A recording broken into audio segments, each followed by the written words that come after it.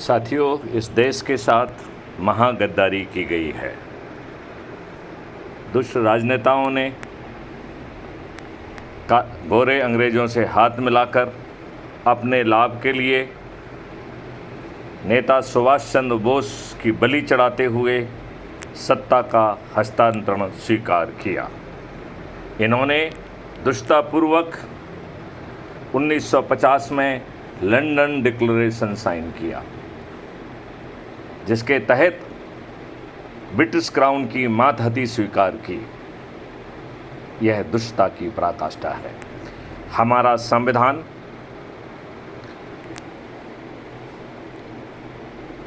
का 80% हिस्सा government of India act 1935 से लिया गया है। 20% हिस्सा माननीय डॉक्टर B.R. आम्बेडकर की देन है, जिसमें मूलतः मूलभूत अधिकार और संविधान के दिशा निर्देश सम्मिलित हैं। हमारे राजनेता इतने दुष्ट हैं कि संविधान ने भारत के हर नागरिक को समान पैदा किया है।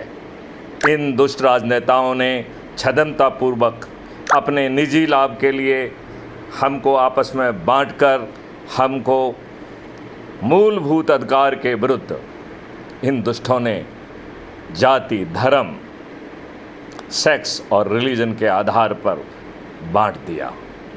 हमारे राजनेता महादुष्ट हैं। यह अच्छे लोगों को टिकट नहीं देते हैं। यह अच्छे लोगों को टिकट नहीं देते हैं। यह दुष्टों को, अपराधियों को, दुष्चरित्र लोगों को, धनवान लोगों को, अत्याचार करने वाले लोगों को, बलवान लोगों को, जो लोगों को डरा धमकाकर अपने आप को विनेबिलिटी के सर्टिफिकेट को प्राप्त कर लेते हैं, ऐसे दुष्ट हैं जो ऐसे दुष्टों को प्रमोट करते हैं। आपको जान के ताज्जुब होगा, पिछले 8 वर्षों में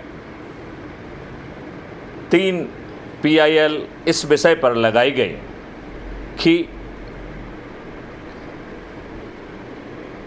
जब इस देश में चपरासी जैसे छोटे पद के लिए साक्षर व साचरित्र होना आवश्यक है, फिर हमारे कानून के निर्माता और अब हमारे धोखा देकर भाग विदा बन बैठे इन दुष्ट राजनेताओं ने को अनपढ़, गवार, बाहुबली, दुष्ट, दुष्चरित्र और अपराधी क्यों? माननीय उच्चतम न्यायालय ने सभी PIL से सहमति जाहिर की और उन्होंने सरकार से व देश के पार्लियामेंट से निवेदन किया कि मात्र एक लाइन का संशोधन कर दिया जाए कि आपराधिक चरित्र के लोगों को टिकट की पात्रता नहीं होगी। लेकिन हमारे राजनेता कितने दुष्ट हैं। इन्होंने माननीय सुप्रीम कोर्ट के आदेश को मानने की बजाय अपराधियों को ही वरीयता दी। आपको जान के ताज्जुब होगा, मेंबर ऑफ पार्लियामेंट के चुनाव आयोग को दिए गए एफिडेविट के अनुसार 44% मेंबर ऑफ पार्लियामेंट आपराधिक चरित्र के हैं, जिनमें से 29% जघन्य अपराधों के अपराधी हैं। हत्या, डकैती, लूट, किडनैपिंग।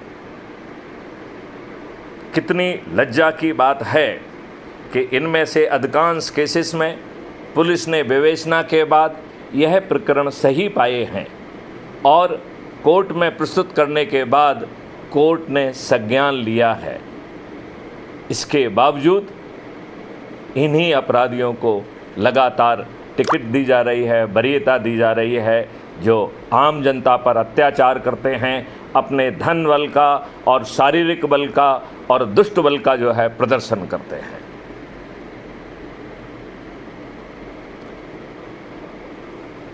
पिछले वर्ष 2022 के चुनाव में, उत्तर प्रदेश के चुनाव में 403 सदस्यों की विधानसभा में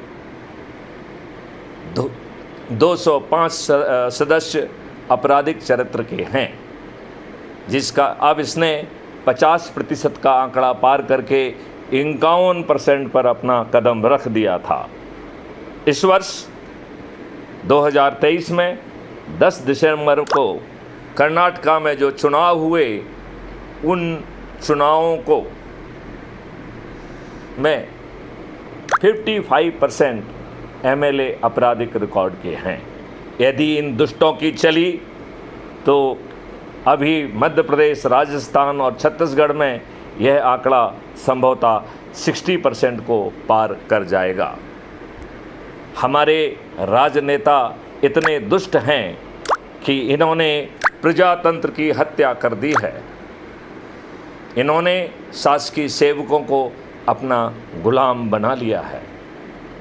शासकीय सेवक इनके चरण सेवक बन गए हैं। छोटे से लाभ के लिए इनके अवैधानिक नियम विरुद्ध आदेशों को मानने के लिए बेचारे विवश हैं।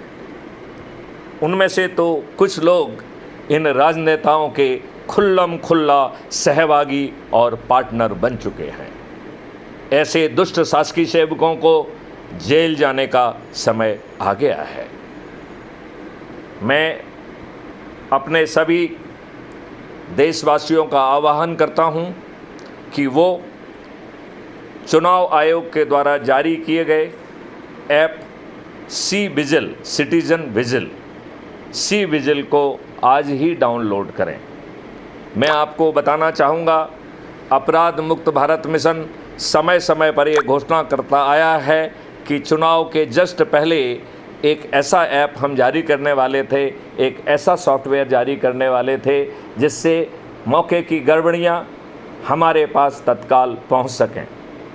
अब मैं चाहूँगा कि सभी जनता के आदमी, सभी झुग्गी झोपड़ी में रहने वाले लोग, मजदूर वर्ग के लोग भी ये सुनिश्चित किया जाए कि उनके पास यह ऐप डाउनलोडेड है। सभी शासकीय सेवक भी इस ऐप को ज़रूर डाउनलोड करें। क्योंकि शासकीय सेवकों से ये दुष्ट दुर्व्यवहार करते हैं, धमकी देते हैं। मैं चाहूँगा कि इस ऐप का उपयोग उन धमकियों को कवर करने के लिए किया जाए, जिससे चुनाव कार्य में बाधा एवं शासकीय कार्य में बाधा सेक्शन 353 आईपीसी के तहत इन दुष्ट राजनेताओं के विरुद्ध कार्रवाई हो सके। मैं आम जनता से और सभी शासकीय सेवकों से अनुरोध करता हूं कि जहां कहीं भी आपको जो भी गड़बड़ी दिखाई देती है, चाहे चुनाव प्रचार के दौरान हो, चाहे जो है दारू साड़ी और पैसे बांटने का प्रावधान हो, चाहे जो है घर घर से निकालने का प्रावधान हो, या 100 मीटर के अंदर जाकर लोगों को डरा धमका कर वोट दिलाने की बात हो, आप सब लोग विजिलेंट रहेंगे और इस ऐप के माध्यम से आप यह जानकारी इलेक्शन कमीशन को भेजेंगे। मैं आपसे यहाँ यह भी अनुरोध करना चाहता हूँ कि आप एक दूसरा वीडियो भी बनाएं, जिससे यदि इलेक्शन कमीशन ठीक कार्रवाई नहीं करती है तो उस पर क्राइम फ्री भारत मिशन अपने तमाम साथियों के साथ कार्रवाई सुनिश्चित कराएगा। अब समय आ गया है कि बाबा जय गुरुदेव की सभी भविष्यवाणियां जमीन पर फलीभूत हों। बाबा जय गुरुदेव ने कहा था, कलयुग में कलयुग जाएगा, कलयुग में सतयुग आएगा। बाबा जय गुरुदेव ने कहा था कि भारत शाकाहारी होगा, नशा मुक्त होगा, आध्यात्मिक होगा। अब इस बड़ी घोषणा का ज़मीन पर उतारने का समय आ गया है, कानूनी जामा पहनाने का समय आ गया है। गुलामों के नियमों कानूनों में आमूल चूल परिवर्तन होगा। प्रशासनिक व्यवस्था पारदर्शी होगी, उत्तरदायी होगी, अकाउंटेबल होगी, संवेदनशील होगी। यदि ऊंचे पदों पर बैठे हुए लोग सही समय पर सही निर्णय नहीं लेते हैं तो उन्हें लाखों में विधिक व्यवस्था के तहत कंपनसेशन देना होगा। भारत अब अपराध मुक्त भी होगा भ्रष्टाचार मुक्त भी होगा।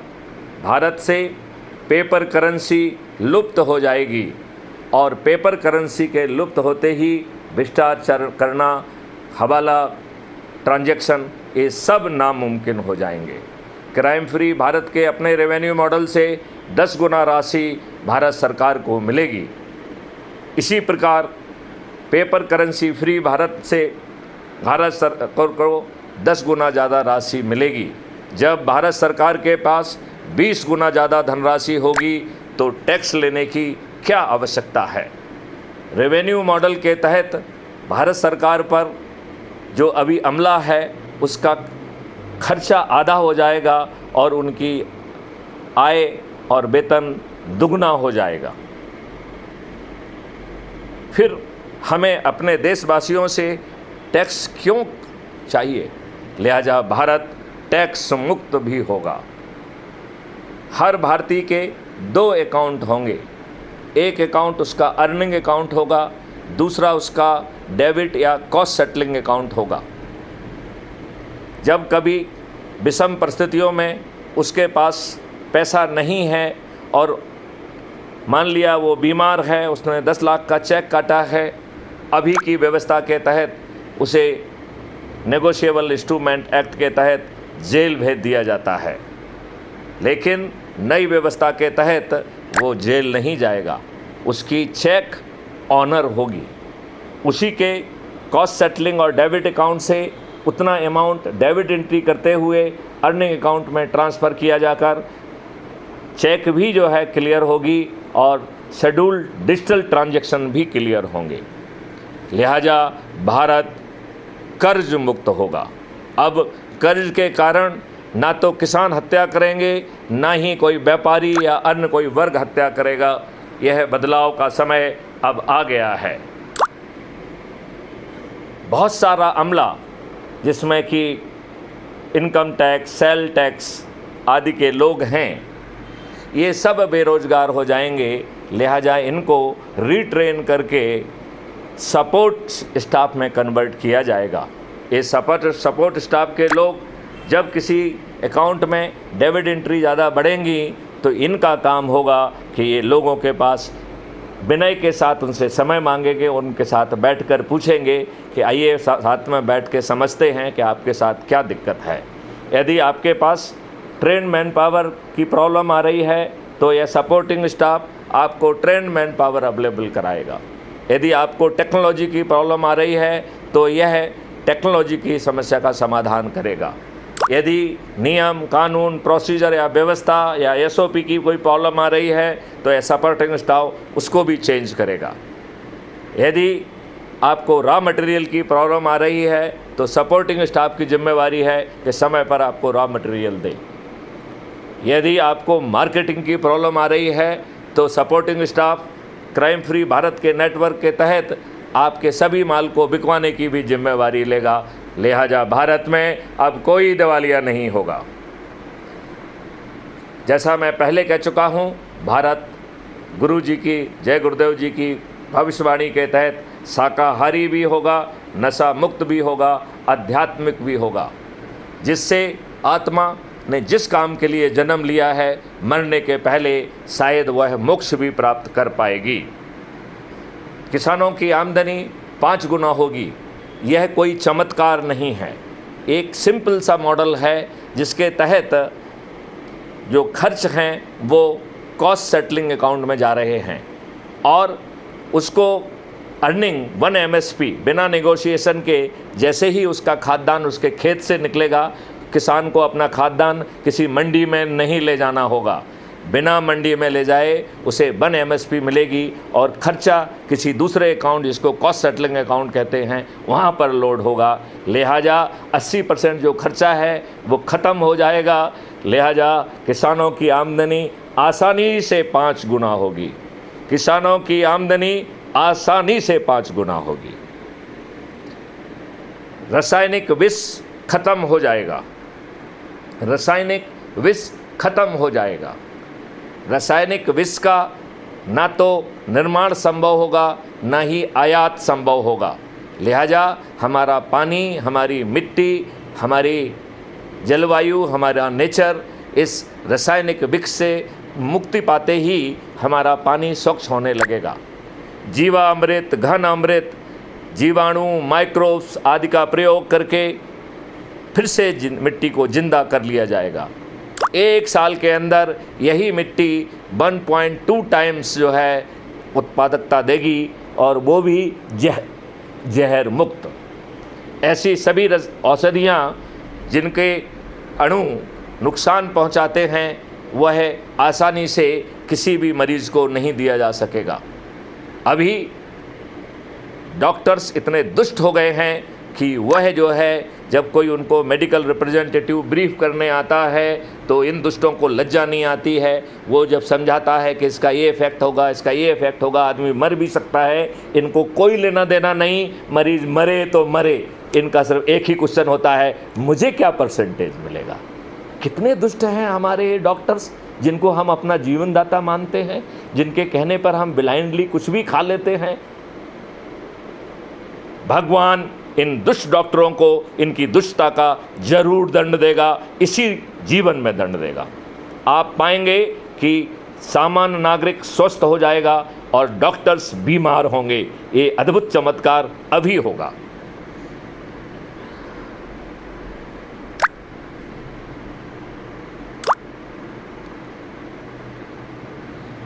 लिहाजा देश का मजदूर, जिसके लिए हमने एक मॉडल घोषित किया है, बड़ी आसानी से हम ग्लोबली ट्रेंड लोगों को करेंगे, लोगों को प्रायोगिक शिक्षा देंगे, लोगों को प्रायोगिक ज्ञान देंगे, उनको टूल्स दिए जाएंगे, आवागमन के साधन दिए जाएंगे, अच्छे वस्त्र दिए जाएंगे, व्यवहार भी सिखाया जाएगा और उन्हें वहाँ पहुँचाया जाएगा जहाँ उनकी आवश्यकता होगी। अंदाज लगाइए, जब 140 करोड़ लोग पूरी शिद्दत से देश के निर्माण में संलग्न होंगे, एक भी व्यक्ति बेरोजगार नहीं होगा, जब इस देश की समृद्धि कहाँ के कहाँ पहुँचेगी। ये दुष्ट राजनेताओं के ये सोच और चिंतन का विषय भी नहीं हो सकता है। भारत पार्टी विहीन प्रजातंत्र की तरफ जाएगा, खर्च विहीन ऐप बेस्ड चुनाव व्यवस्था होगी, जो आज की व्यवस्था के तुलना में 1000 गुना ज़्यादा ट्रांसपेरेंट होगी। भारत का एक भी ऐसा नागरिक नहीं होगा जो वोट ना दे, और वो वोटिंग भी इन्फॉर्म्ड वोटिंग होगी। पॉलिटिकल एग्जीक्यूटिव और लेजिस्लेचर यह आपस में डिवाइड हो जाएंगे, तो ऐप से 2 बार चुनाव होगा। एक बार लेजिस्लेचर का होगा, या इससे भी ज़्यादा बार हो सकता है, और दूसरी बार एग्जीक्यूटिव का होगा। लिहाजा एग्जीक्यूटिव फिर चुने हुए, डायरेक्ट सीधे चुने हुए लोग होंगे, वह प्रधानमंत्री या मुख्यमंत्री की मेहरबानी पर अपना पद नहीं संभालेंगे। उनको संभालने के लिए और वो गड़बड़ी ना कर पाएँ, उसके लिए नियम में, कानून में प्रावधान होगा। प्रधानमंत्री जो भी निर्णय लेगा, उसके निर्णय से इनकंसिस्टेंट सभी निर्णय मंत्रियों के नल एंड वॉइड होंगे। लिहाजा प्रधानमंत्री को इन बुद्धू विहीन दल बदलू नेताओं के लिए के टट्टू नहीं थामना पड़ेंगे। वो जो है अपने काम में लगेगा और ये देश बदलाव की तरफ चला जाएगा। देश का पूरा विद्वान नागरिक, देश के शिक्षक, देश के सभी लोग शिद्दत से रिसर्च एंड डेवलपमेंट में लगेंगे, जो कि वैदिक ज्ञान से प्रेरित होगा और वर्तमान प्रायोगिक जो है रिसर्च एंड डेवलपमेंट को करते हुए भारत विश्व का विश्व गुरु के रूप में स्थापित होगा। मैं एक बार पुनः अपने सभी चंद्रगुप्तों से और सदस्यों से प्रार्थना करता हूँ, बाकी सभी संवर्गों से भी प्रार्थना करता हूँ कि जो इन राजनेताओं को पराजित करना चाहता हो, पहले वो लोग आगे आएँ जो मुख्यमंत्री के विरुद्ध खड़े होंगे, जो कमलनाथ के विरुद्ध खड़े होंगे, जो अन्य मंत्रियों के विरुद्ध खड़े होंगे। इनके मठाधीश अपने ही गढ़ में न केवल हारेंगे, बल्कि अधिकांश की जमानत जब्त होगी। हमारे देशवासियों को देश के हित में, अपने बच्चों के हित में यह करना ही होगा। मैं सभी देशवासियों से, सभी शासकीय सेवकों से प्रार्थना करता हूं कि C vigil citizen vigil app जो कल जारी हुआ है उसे ज़रूर डाउनलोड करें और उसका उपयोग अभी चुनाव के प्रयोग के दौरान से ही शुरू कर दें। यदि यह किसी शासकीय सेवक को या किसी आम आदमी को तंग करते हैं, लालायत करते हैं, तो यह एक अपराध है। आप इसको ऐप के माध्यम से रिकॉर्ड करिए और इसे सी विजिल ऐप के माध्यम से चुनाव आयोग को भेजिए। मैं आभारी रहूँगा यदि एक वीडियो आप जो है पृथक से बनाकर टेलीग्राम ऐप पर 9425606040 पर भी भेज दें। उससे कहीं यदि चुनाव आयोग कार्रवाई करने में चूक करेगा तो चुनाव आयोग को भी कटघरे में खड़ा किया जाएगा। चुनाव आयोग भी इस समय ठीक ढंग से, स्वच्छ ढंग से काम नहीं कर रहा है। बहुत सारी राजनीतिक पार्टियों ने, जिसमें अपराध मुक्त भारत मिशन जो कि राजनीतिक दल नहीं है, इसकी भी एक पार्टी है जिसका नाम श्रेष्ठ आत्मनिर्भर भारत पार्टी है, उसका रजिस्ट्रेशन की प्रक्रिया पूर्ण होने के बाद इन लोगों ने उसका अभी तक संज्ञान नहीं लिया है। यह दुष्टता है। मैं chief election commissioner Shri Rajiv Kumar, जो कि 1984 बैच के, हमारे ही बैच के IAS ऑफिसर हैं, मैं उनसे अनुरोध करता हूं कि जो चुनाव आयोग में दरिंदे बैठे हुए हैं, जो अपना काम समय पे नहीं करते हैं, उनको निलंबित करने की कार्रवाई करिए। यदि आप ऐसा करेंगे तो चुनाव आयोग और चुनाव व्यवस्था पर आम जनता का विश्वास बढ़ेगा। जय हिंद, जय भारत, वंदे मातरम।